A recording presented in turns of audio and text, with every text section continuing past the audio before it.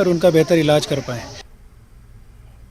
पुंछ में ऑपरेशन सद्भावना के तहत भारतीय सेना की जानिब से कैंप लगाया गया और आर्टिफिशियल लिम्स लगाने के लिए मापतोल शिविर का आयोजन किया गया।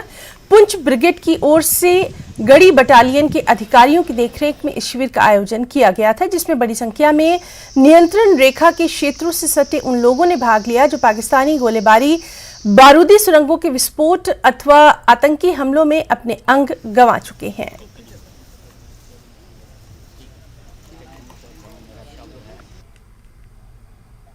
साल पहले बिजली जनरल लाइन से हाथ कट गया था, तो उसके बाद आर्मी ने हमसे रब्ता किया। तो पिछले 7 महीने पहले इन्होंने हमें इन्फॉर्म किया था, बच्चे की हाथ की जो पैमाइश थी वो ले ली थी। अब इन्होंने दोबारा हमें इन्फॉर्म किया तो हम आए हैं, तो देखते हैं। ये 93 ब्रिगेड में जो है वो आर्टिफिशियल लिम्स जो है वो आपको दी जाएगी। तो इस सिलसिले में हम यहाँ पर आए हैं। इससे पहले हमें जो है वो दिल्ली का या राजस्थान का सफ़र करना पड़ता था आर्टिफिशियल लिम्स के लिए। मैं 93 ब्रिगेड कमांडर साहब का और इस 12 कमाल की यूनिट